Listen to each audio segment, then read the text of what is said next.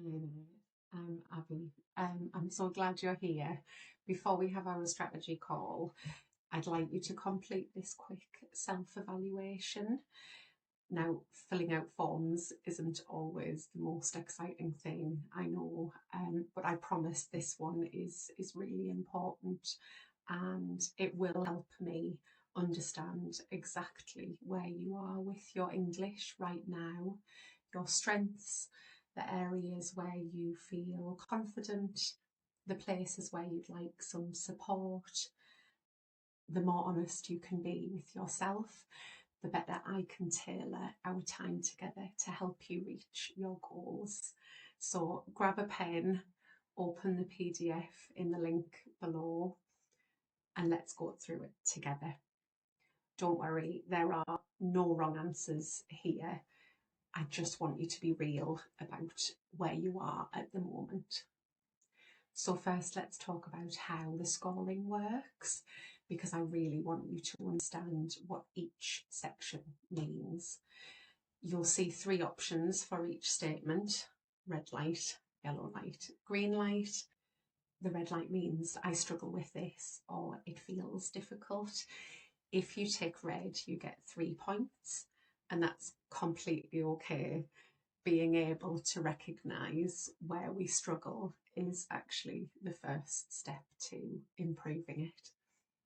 So the next one is the yellow light. It means I can do this sometimes, but not always. Maybe you can do it in certain situations, but not others. Or maybe it depends on the topic, or even just how you're feeling that day. So this yellow light gives you 5 points per answer. And the last one, the green light, means I feel really good with this. I feel confident with this. You've got this area down, you feel comfortable using this skill, and you get 10 points for that answer. Now, here's what I want you to remember. This isn't about getting a perfect score. It doesn't matter if you don't get any greens. It does not matter. If something's red or yellow for you, that's really valuable information that helps me help you better. Okay, so let's start with speaking. This is often the skill that people feel most nervous about, but it's also one of the most rewarding to develop. So statement 1, I can explain my ideas clearly and give detailed opinions. So think about this. You're having a conversation in English, maybe with a colleague or a friend, or even just practicing. Can you express what you're thinking? Can you give reasons for your opinions?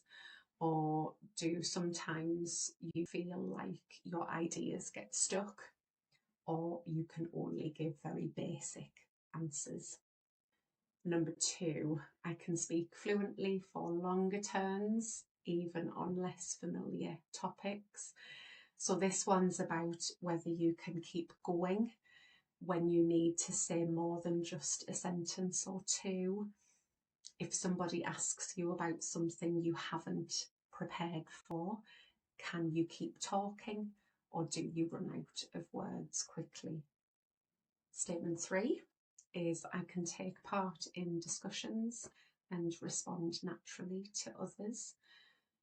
So here we're thinking about back and forth conversation. Can you jump into a group discussion? Do you feel comfortable responding to what other people say and even building on their ideas? Statement 4, I can ask follow-up questions to keep conversations going. This is such an important skill. It's not just about answering questions, but it's keeping conversations alive by answering your own questions. Do you feel comfortable doing that in English? Number 5, I can notice mistakes and correct myself without losing fluency. Do you catch yourself when you make a mistake and fix it naturally? Or do mistakes throw you completely and you lose your train of thought? It's okay if they do, we can work on that. Take your time with these 5 statements. Be honest about where you are right now. So let's move on to listening. This is about how well you understand English when other people are speaking. So number 6, I can understand the main ideas in longer conversations or videos. So think about when you're watching something in English, a YouTube video, a TV show, a presentation. Can you follow what's happening, understand the main points, or do you get lost pretty quickly? Number 7, I can follow conversations even when there is some unfamiliar vocabulary. This is about resilience in listening. When you hear a word you don't know, can you still understand the general meaning from context, or does one word make everything confusing? So let's move on now to reading and writing. So number 8, I can understand articles, stories and texts with some unknown words. Similar to listening, when you're reading something in English, can you get the meaning if there are a few words you don't know, or do you need to look up every word that you don't understand?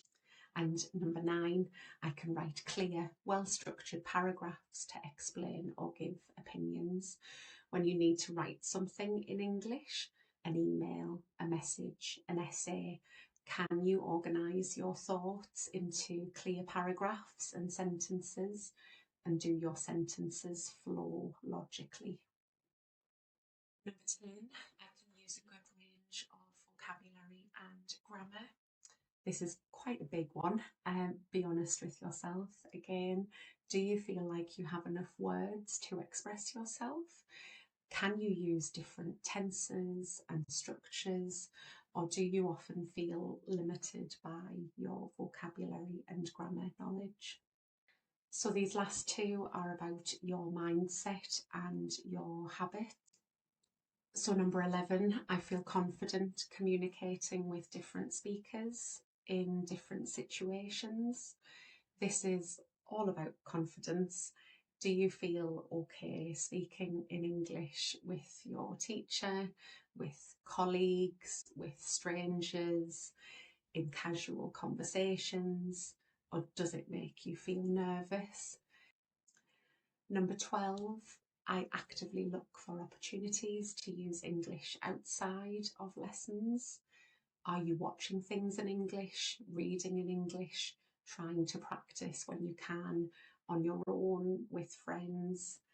Or is English something that only happens during lessons?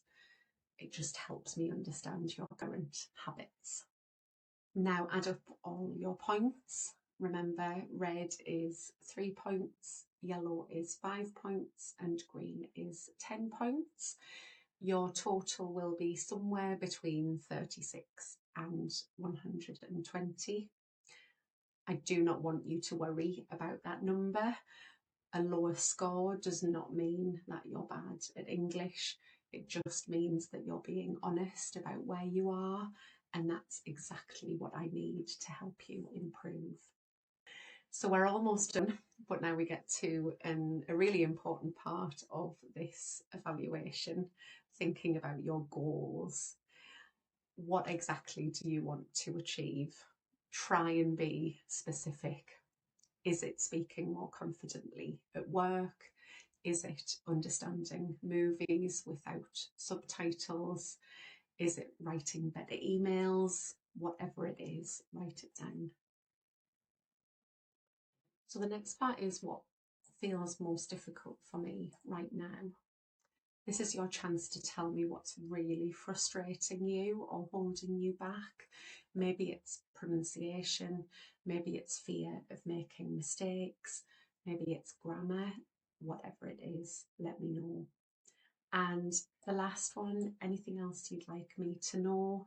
Use this space for anything. Maybe you learn better in a certain way. Maybe you have specific time constraints, you can only have classes at certain times.